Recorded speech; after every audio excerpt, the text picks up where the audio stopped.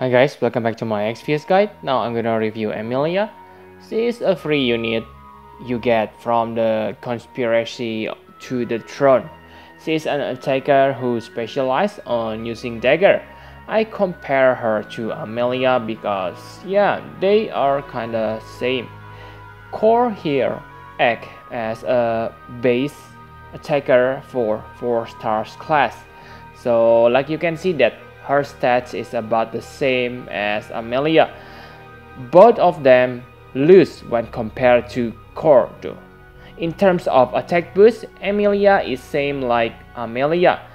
Both get 40% attack, which is average because yeah, Core gets 80% attack boost. Also, if you have awakened your Emilia, then Emilia is clearly losing here, okay, the attack boost battle because Emilia can get 80% attack boost. What I like from these three characters is they learn newbie friendly passive.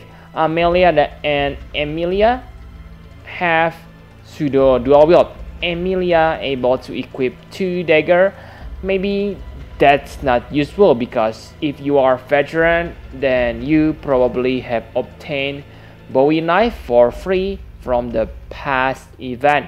If you are new, then it is also a problem because dagger you get from story mode is not that powerful.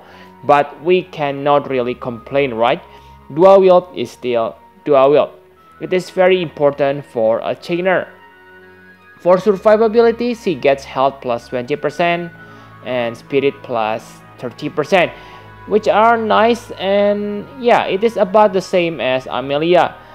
But Emilia learned defense boost instead of spirit. She has few more extra passives than Emilia. Okay, she has innate 20% dark resist. She also deal 50% extra damage against human, which is something that Emilia doesn't have. She also kinda safe in the battle because she has minus 50% chance of being targeted. This one will synergize well with one of her ability. Poison and blind resist are also nice, but not as useful as paralyze or confuse resist. And for the last passive, she also decreases encounter rate by 25%, so definitely useful on exploration. Enough about stats and passive, let's take a look on her abilities. Let's start with her chaining skill. The first is Funeral Knife. So this one deals nice amount of damage, 3.25 times physical damage to one enemy. One thing to note here is this skill has 10 frames delay, which is nice for chaining because many characters have 10 frames as its delay. 10 frames also give you long chaining window. The problem is this skill only has 9 hits. So far, there are no one who able to chain perfectly with this skill, but it is still nice because for elemental chain, you only need 10 chains to reach the maximum damage cap. So basically, you only need to search for others who have 10 frames delay chaining skill and make sure that the chaining skill can deal 5 hits or more. So you're able to land your finishing attack at the maximum damage bonus. For example, She, Wrestler, and others. She has second chaining skill called Throwing Fall. So this is the skill which make her one of the MVP chainer on the 4 stars class.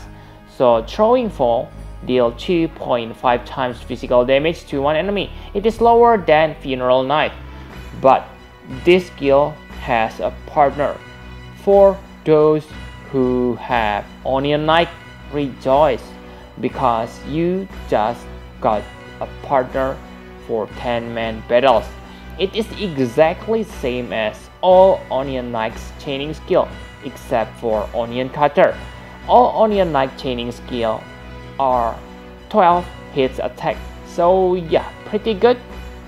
This skill is also an AoE attack, which means you can deal AoE chain, AoE elemental chain, with your full speed blade bleach. Very useful if you use Asper as your finisher. As an extra, throwing fall also break defense and spirit by 45%. It is nice, so your warrior of light or other can focus on using attack or magic break. The drawback of this skill is you need to use a setup first, because throwing fall is not available normally. There are two abilities which you can use to unlock this throwing fall. The first is Shadow Assist. So this one will unlock your throwing fall for 2 uses. The throwing fall skill will last forever in your skill list until you use it twice or that. So be careful so you don't die. The Shadow Assist effect itself is kinda bad. 30% chance to counter enemies' physical attack, which hit allies except yourself. This one will be nice if they don't limit max usage per turn, but because they limit this only one counter per turn, this become really pathetic side effect. Throwing fall also unlocked by her LB. Her LB gives you 3 throwing fall charges. I suggest you to not level up this LB, because the damage increase is kinda small and not important. You also cannot change this LB with anyone else, so in my opinion, you use this for throwing fall charges. The damage here only act as a bonus, so save your burst pot for others. For AoE attack, she has Ricochet Knife. It is same as Emilia's Ricochet, which make her another good character for the arena battle. Also, in my opinion, Emilia's Ricochet Knife is better than Ricochet on the arena, because Emilia has Human Killer. This will almost guarantee you to deal maximum damage on the arena.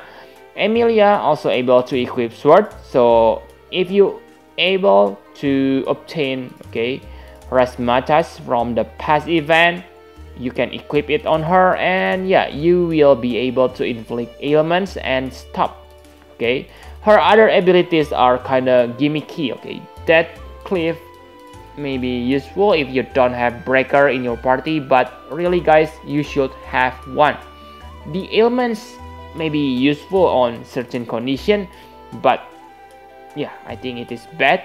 Enough about abilities, let's talk about equipment. She only able to dual wield dagger, so I really hope that you guys have obtained limited dagger from the past event. We have obtained so many good daggers. For example, Ulrich's Kukri, Breath of Rose, Zwill Crossblade, or even Bowie Knife. If you don't have those, then your Emilia may have problem on weapon department, because if I remember correctly, Air Knife and Sword Breaker are the most powerful dagger you can get from story mode, but those are not bad weapon. By equipping Air Knife, you will be able to do an elemental chain with Onion Knight. So Onion Knight has Splendor of Wind. You can use this if you equip Air Knife. For veteran, it is time to recheck your inventory.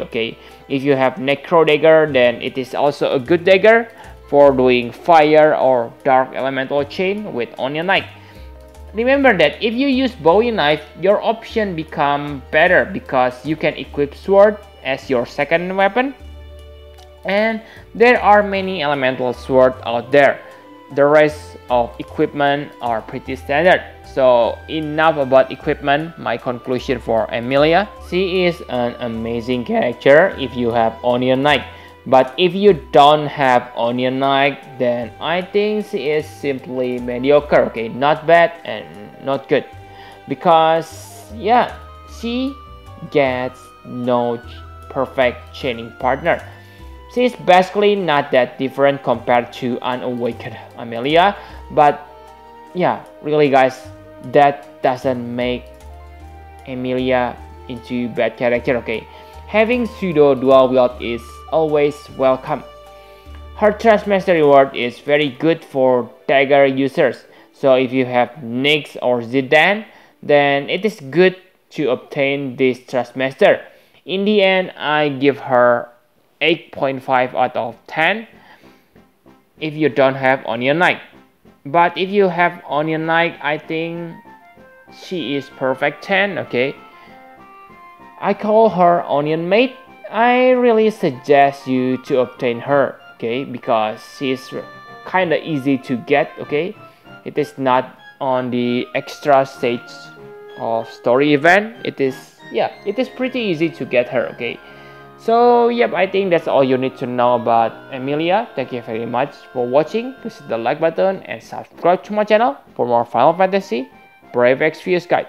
Bye bye guys.